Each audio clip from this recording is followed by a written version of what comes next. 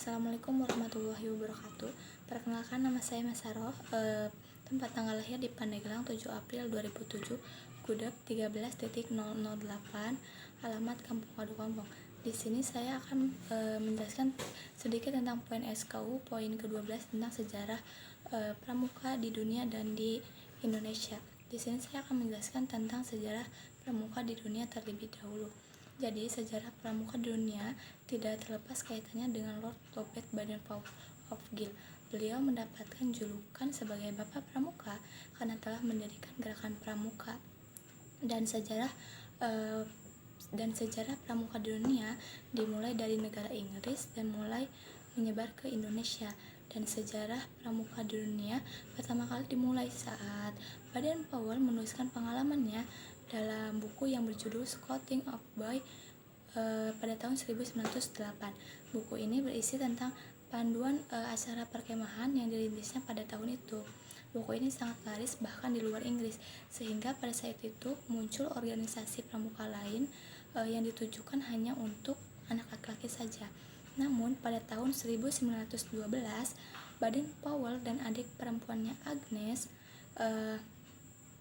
mendirikan organisasi pramuka untuk perempuan yang dinamai dengan Girls Guides, dan pada tahun 1916 berdirinya organisasi pramuka atau gerakan pramuka untuk usia siaga yang dinamai dengan KUB atau anak serigala, dan pada tahun 1918 berdirinya gerakan pramuka untuk usia remaja usia 17 tahun.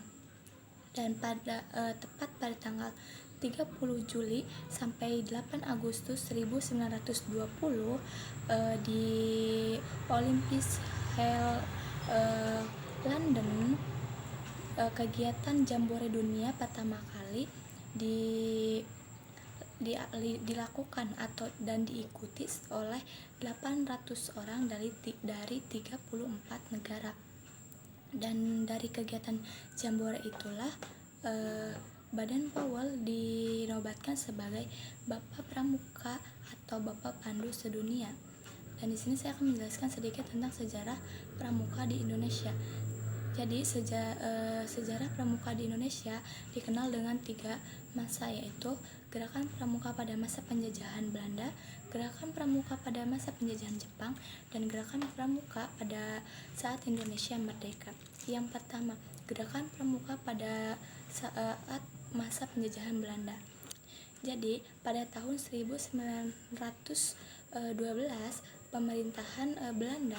pemerintah Belanda membawa cabang gerakan kepanduan atau gerakan pramuka ke Indonesia yang dinamai dengan NPO, dan pada tahun 1916 namanya berubah menjadi NIPF, dan jika diartikan dalam ke bahasa Indonesia yang artinya Persatuan Pandu-Pandu Hindi Belanda.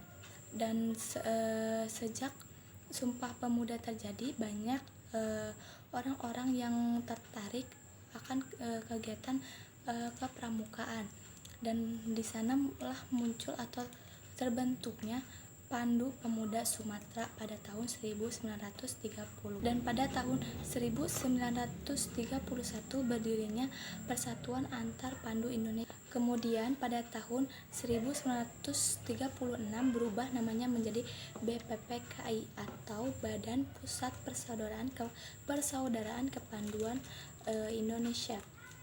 Dan BPPKI ini mengikuti kegiatan Perkino atau Perkemahan Kepanduan Indonesia OMOM, dan dari perkemahan inilah menjadi cikal bakal pelaksanaan kegiatan Jambore hingga sekarang.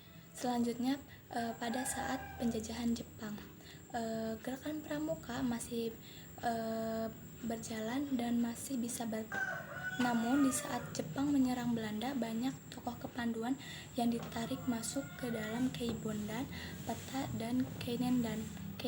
Dan Jepang melarang keras adanya partai dan menganggap berbahaya gerakan pramuka karena dapat meningkatkan persatuan dan kesatuan rakyat. Dan namun hal itu tidak menurunkan tekad tokoh kepanduan untuk tetap menjalankan Perkino 2 dan mempertahankan atau memperjuangkan kemerdekaan bangsa Indonesia dan dalam mengusir tentara Jepang. Lalu di sini ada kelahiran Pramuka di Indonesia. Lahirnya Pramuka di Indonesia setelah masa kemerdekaan terjadi pada saat tanggal 9 Maret 1961. Presiden Soekarno di sini mengumpulkan tokoh-tokoh dan gerakan kepramukaan untuk membentuk suatu kepanduan yang satu kesatuan yang kuat.